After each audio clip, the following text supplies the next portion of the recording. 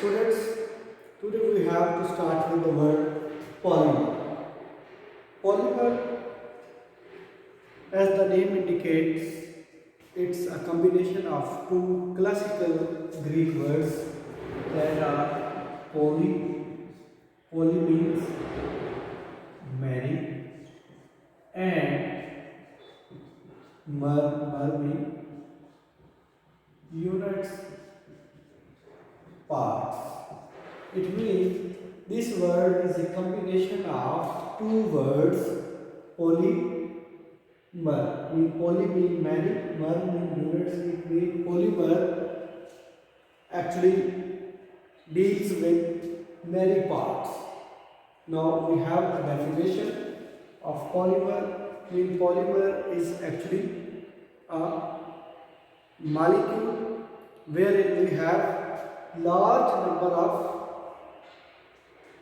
units that must be repeating units, and they are connected to each other through a covalent bond. So polymer is actually a long chain molecule. So we have long chain molecule.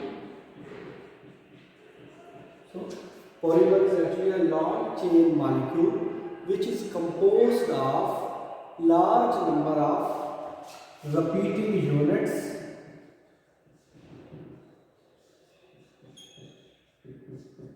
okay. So polymer is actually a large chain molecule or long chain molecule which is composed of large number of repeating units. Okay, in some other books we have this definition in some different way, like polymer is a long chain molecule which contains large number of atoms which held through a covalent bond. Okay, so the important point apart from long chain molecule and repeating units is the covalent bond. So if we combine all these three parts, then we come up with a new definition that is called a polymer is actually a long chain molecule that is composed of large number of repeating units which are being held through a covalent bond, okay, or they are attached to each other through a covalent bond. So whenever we have a polymeric molecule, it must have a long chain molecule, it must have some repeating units. Repeating units mean a part which is going to repeat, it must have a similar structure, okay, a repeating unit, and then they must be attached or held together through a covalent bond. So these three things are important to describe the definition of a polymer. So polymer is a long chain molecule that is composed of large number of repeating units held through a covalent bond. For example, मेरे पास ये एक molecule है CH2 CHCl, ठीक है. इसी तरह it is going to attach with this part to a covalent bond. You can see over here again CH2 CH Cl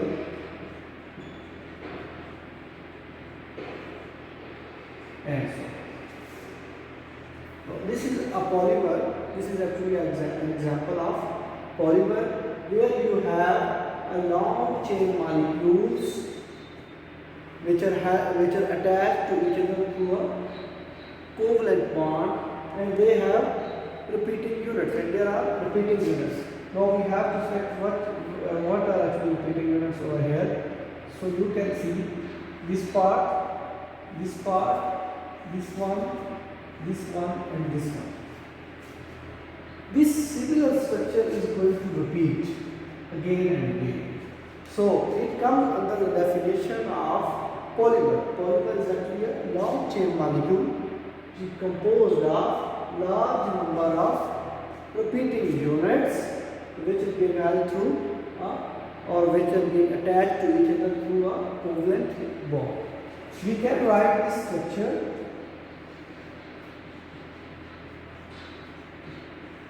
Suppose in this case, here we have how many repeating units we have in this structure, in this particular structure? 1, 2, 3, 4, 5, and same structure is actually going to repeat on either side, on this side and this side. Okay, so this is an example of polymer. So usually repeating units in polymer must be a greater number. Suppose it must be 100, it must be 1000. Okay, if we have 100 repeating units, then it will be called a polymer.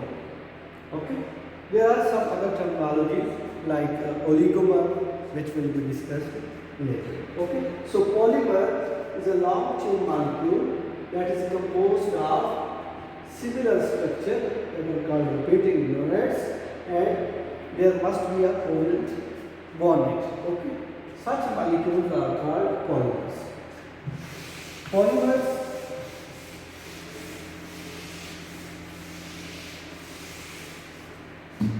we have natural polymers and synthetic polymers. Suppose if we are talking about natural polymers, for this particular case we have very good example of cellulose. Okay, this is a natural polymers. Similarly, we have proteins. Okay, this is a natural polymer, and one more example is silk, wool. These are all so-called natural polymers. Whereas some polymers which we are going to synthesize or which are being synthesized in the laboratory, that polymers are called synthetic polymers.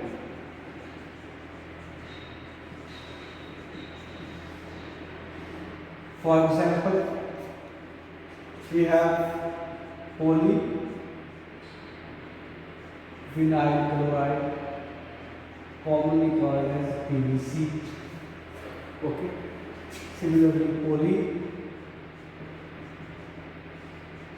polyethylene or polypropylene.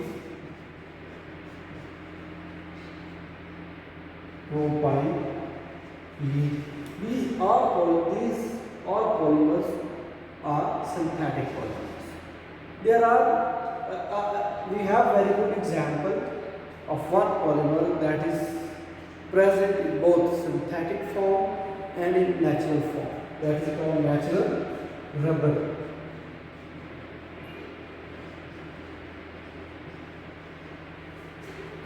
This is a natural polymer. We call it stevia, and its synthetic form is called polyisoprene.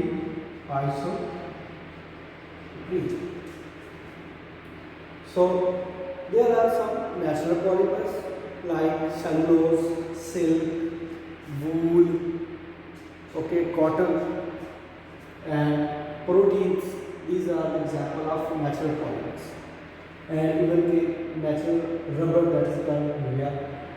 And synthetic polymers, all polymeric olefins, polyvinyl chloride, polyethylene, polypropylene, polyvinyl alcohol, and polycarbonates, similarly polymethyl methacrylate. These all are the examples of synthetic polymers. These polymers are actually being synthesized in the industries or in the laboratories. Okay. And one more example of synthetic polymer, that is polyisoprene or natural rubber.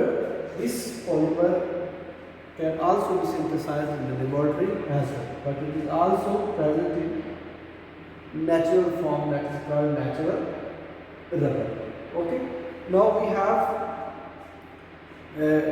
very good information about polymers. What are actually the polymers, and their natural, we have some natural polymers, and then we have some synthetic polymers as well.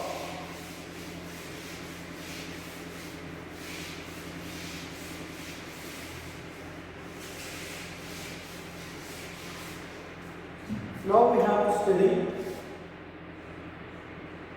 classification of polymers. Okay, polymers are classified on the basis of mechanism of preparation or mechanism of synthesis.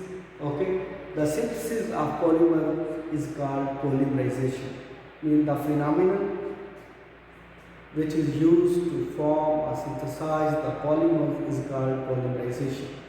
Okay, so we can classify polymers on the basis of their mechanism of synthesis, or you can preparation, or mechanism of polymerization. So we can classify polymers on the basis of their mechanism of synthesis. We can also classify polymers on the basis of their response towards thermal process. On the basis of thermal process, we can also classify polymers, and there are some classifications on the basis of polymeric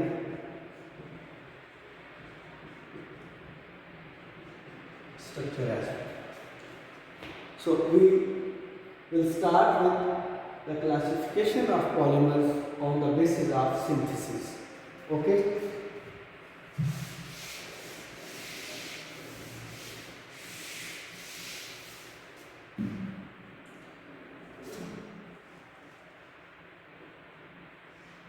Classification of polymers on the basis of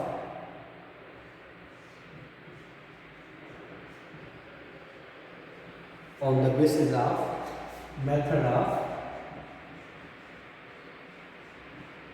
polymerization.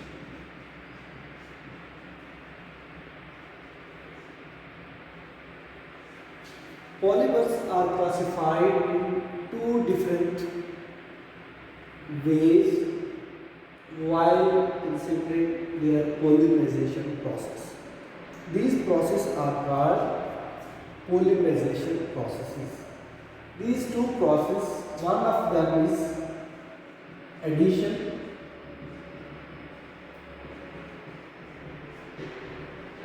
polymerization. As the name indicates, we have to add repeating units, okay, to form a bigger molecule, macromolecule, that is called polymer. Okay, because we are going to add repeating units, and that repeating unit actually comes from its monomers. So polymers and monomers.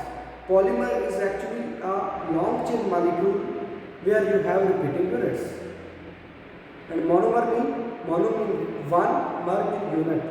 That chemical or that structure which is being used to form a polymer, and that part will act as a repeating unit. In some cases, the whole monomer will be the repeating unit, but in many cases, that monomer will not or will be the part of repeating unit. Their chemical formula maybe have similar number of atoms, but there might be a change in structure of repeating unit as compared to monomer. So, in case of addition polymerization, we have a monomer. That monomer will add to form a bigger molecule, and that bigger molecule is considered as polymers. For example, we have this monomer. Okay, we have, this is our monomer. This monomer is called vinyl chloride. Okay, when it polymerizes, it gives you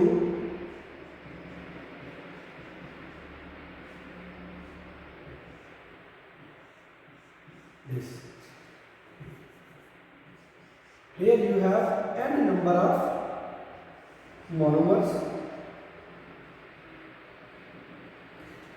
These n number of monomers are going to add to form a bigger molecule which has n number of repeating units. And here you can see this is your repeating unit. Mean you can write this part like this.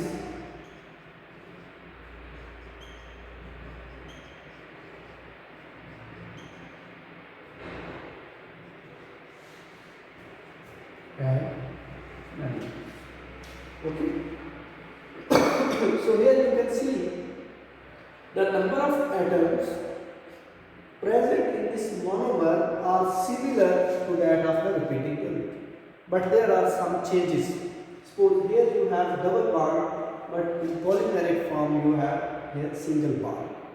So this monomer, actually here you have n number of monomers which are going to add up to give you a bigger molecule that is called a polymer.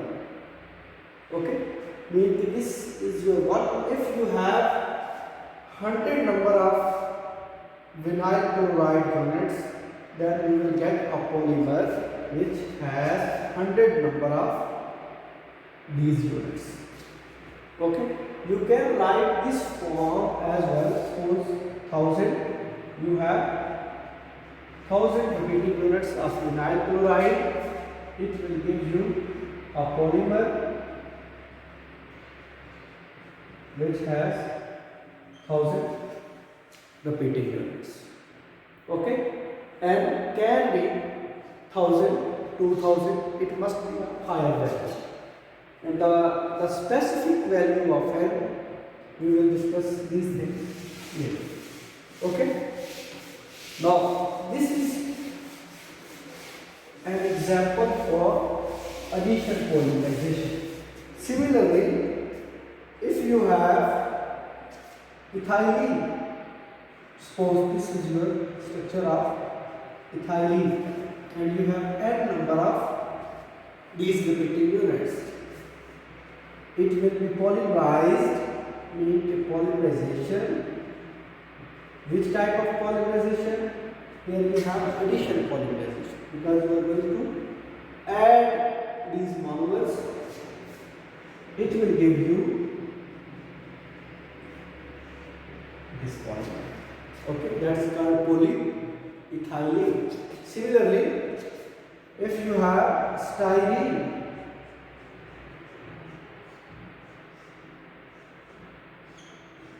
then you have n number of styrene. It will give you a polymer that is called polystyrene.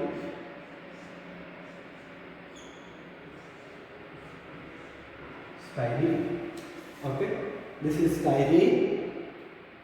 It polymerizes to polystyrene. This is styrene. And here you have polystyrene. Okay. In books you can find like this. Yes, polystyrene. Okay. Similarly, you have different types of olefins. Olefins are those organic compounds which have double bond. Okay. Whenever you have a double bond and you are going to polymerize it through addition, means those organic compounds which have double bond, or they can be polymerized using this concept that's called addition polymerization. Through addition, this is your polymer and this is its monomer. This monomer is going to polymerize to give you a final product that is will be a polymer. So if this is the ethylene is your monomer, then you will get polyethylene is the your polymeric compound. Similarly, in case of styrene, you will come up with polystyrene. Okay.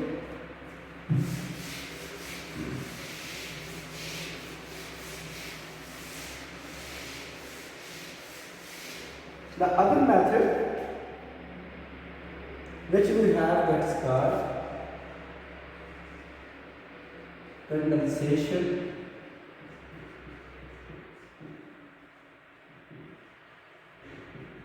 polymerization. In the previous case, you have addition polymerization, but here you have condensation polymerization. As you know, in case of whenever we have condensation reactions, wherein always a liberation of some smaller molecules that might be any salt, that might be the water, or any other gases form or gas. If these smaller molecules are going to liberate as a result of some reactions, that reaction is called a condensation reaction.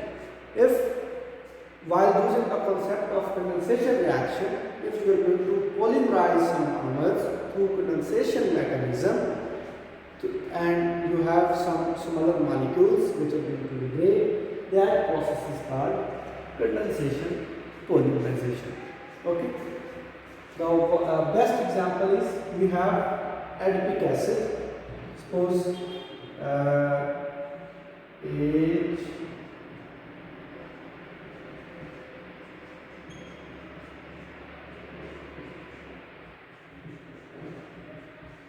this is your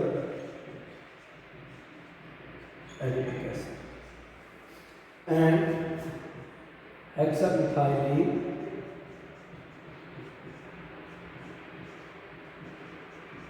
diene. Okay, hexamethylene. When these two compounds are going to condense to form a polymer, we usually get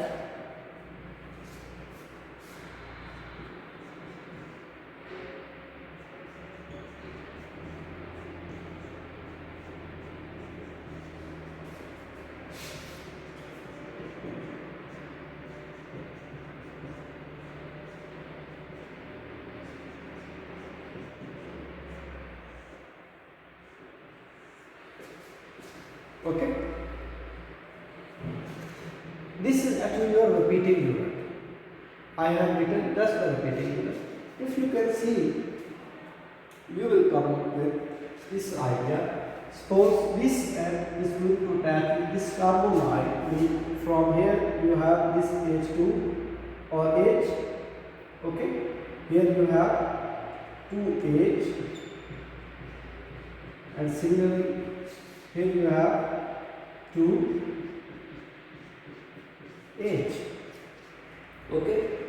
In this part you have 1H and 2H. Meaning water is going to release during this polymerization. Okay. As a result, you have this carbonyl functionality that is going to attach with this, and this linkage is called amide linkage. Okay. And similarly, you can see from here you have this OH, and from this part you have this hydrogen. Okay. So as a result, 2 and water. Okay, if this is n number of acetic acids, they are going to react with n number of what? Hexamethylene, and you have this polymer. Its name is, because this is going to form, here you have 6 carbons, 4, 5 and 6. You also have 6 carbons over here. So this molecule or this bigger molecule is also known as nylon 6,6. Okay, this is your polymer. Okay, this is your polymer. This is called nylon 6,6. Okay, so in such type of reactions where you have this monomer, this is also monomer, you have another monomer, they are going to polymerize through condensation. So this process is called condensation polymerization. Okay, which we call it condensation polymerization. And here you have, this is actually your repeating unit. Now this repeating unit will going to repeat itself, and its repetition depends upon their reactivity and their molar concentration. For this particular discussion, how many number of reacting monomers will give you this type of polymers, that is called nylon 6,6. What are the conditions which usually we apply to get this particular polymer? Because during polymerization there are the chances we have a simple linear molecule, linear polymer. If we have a linear polymer, that might be like this. Okay, there are the chances, if we are going to change some ratios over here, that will be discussed later. There are the chances we get some branched polymer as well. Okay, both in condensation polymerization and in some cases of addition polymerization as well. Okay, there are the chances, apart from this linear and branched, there are the chances we have a three-dimensional network. Okay, there are the chances. So during the polymerization, there are the chances to get linear polymer.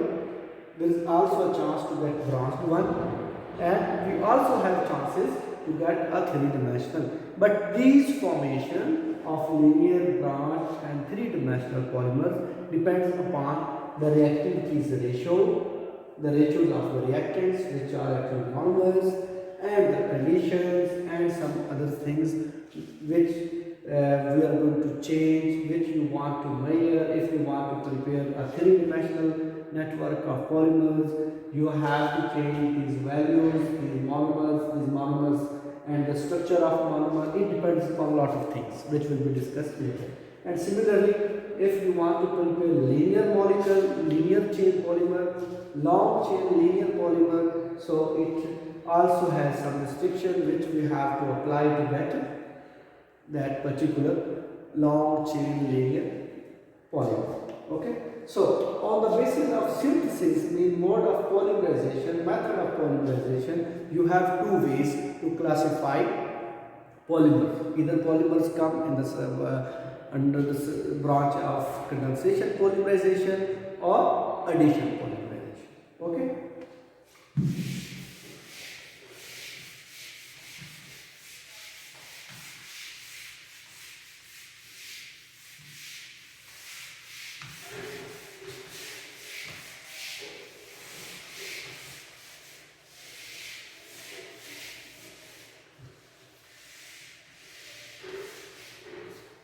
The other way to classify polymers is on the basis of thermal process.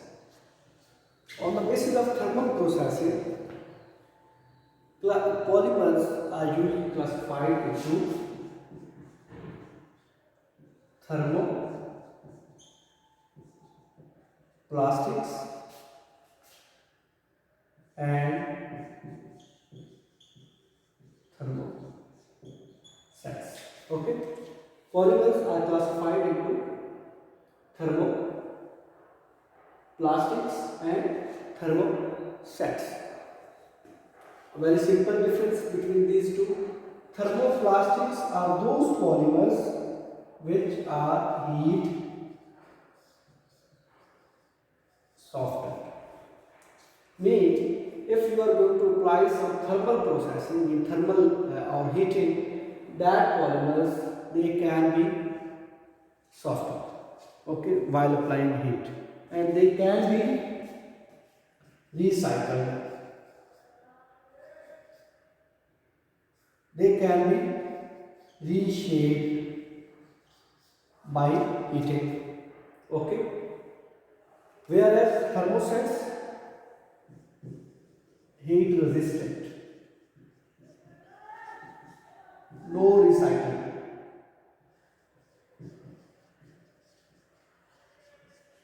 difficult to reshape,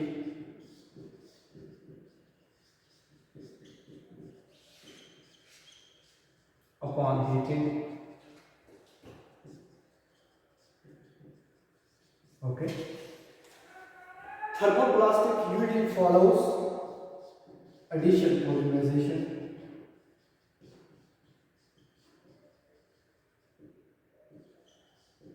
whereas thermosets follow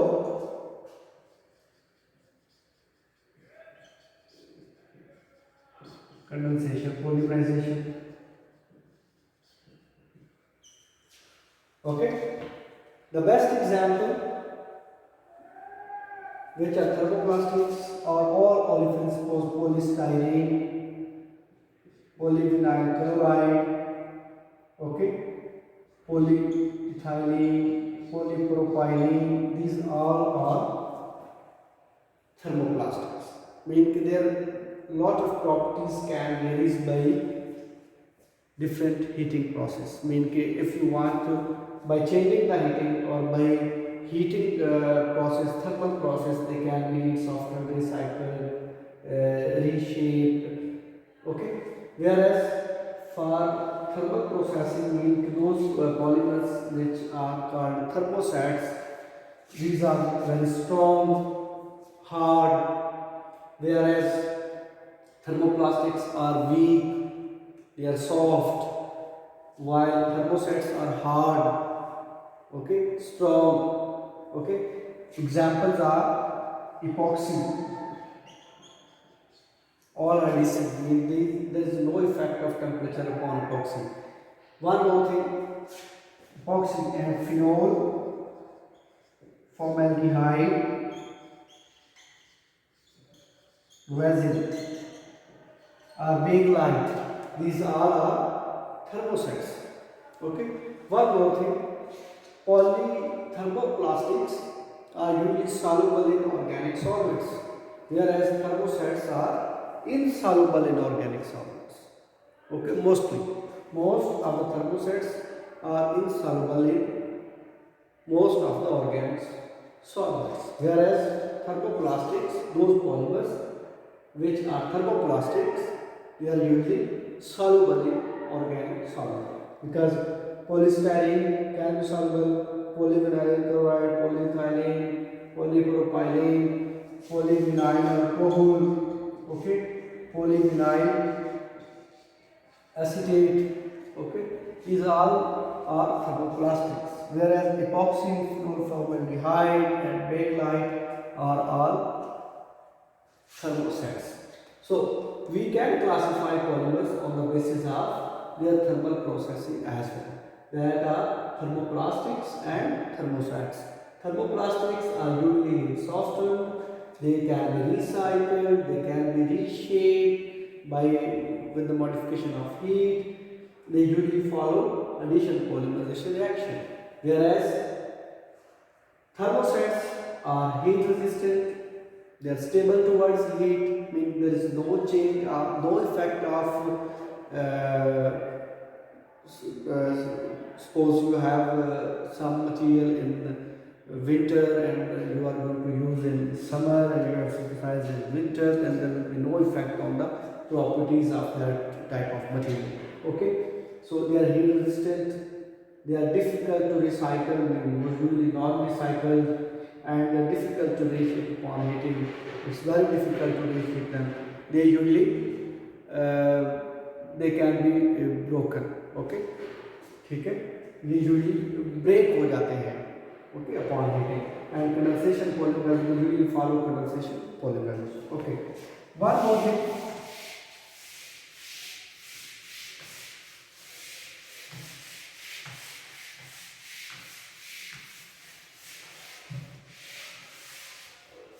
on the basis of polymer structure. Polymers are classified on the basis of the polymer structure. Usually, the polymeric structure is composed of a backbone and the branch part. That is called pendant. Okay, backbone and pendant. Pendant actually a branch. This backbone and branch, if this is a linear molecule, then you will call it a linear molecule, simply linear structure. If it has some branches, then you call it branch. If it is some sort of entanglement and it's a 3D structure and everywhere you have like this, here you have a backbone and then branch and then further branching. So such type of molecules are called 3D, cross-linked. What we call it? Cross-linked. Usually a polymeric structure has a backbone and a pendant. Suppose you have this CH2, CH2, CH2, CH2, CH2. This is the backbone of polymer. Okay, this is the backbone of a polymer. And if you have some sort of branching over here, okay, then this part is called pendant. Okay, in other words, this is its branch. For example,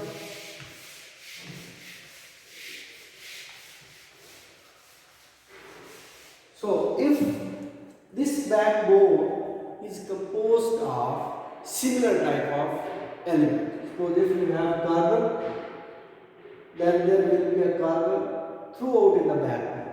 Such polymers are called homo chain polymers. Okay, like this one.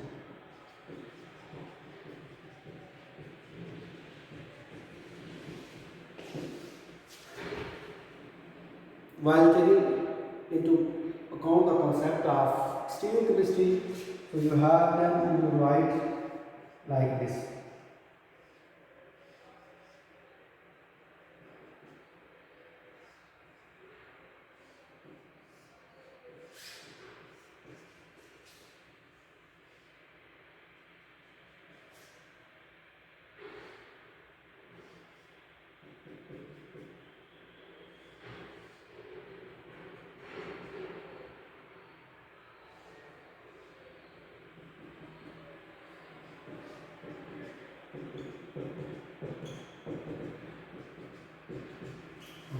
Here you have carbon actually in the whole chain. Okay, so this is backbone. Because this polymeric compound has only carbon in its backbone, so you call it this polymer has actually homo chain polymer. Homo chain. Okay. Similarly, if you have oxygen over here, so the chain will be same, backbone will be same, you can also call it homo chain. But such type of polymers are very rare. Okay. If you have some other species over here, suppose carbon and then oxygen, then carbon, oxygen and nitrogen and then nitrogen.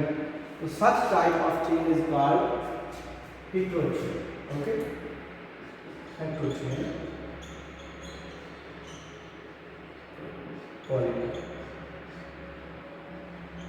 Okay, if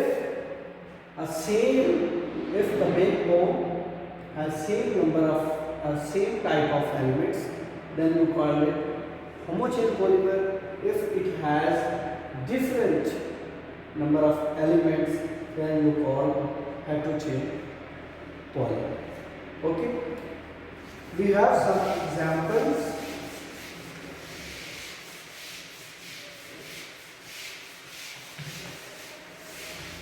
From heterochain polymer, like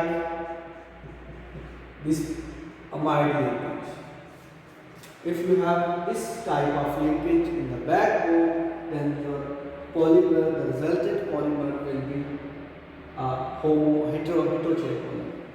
If it has such type of things or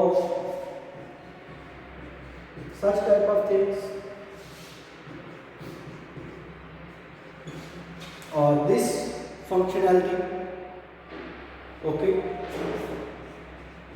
this functionality in the backbone, then all type of polymers which contains such type of functionalities in the backbone comes under the umbrella of heterochain polymers.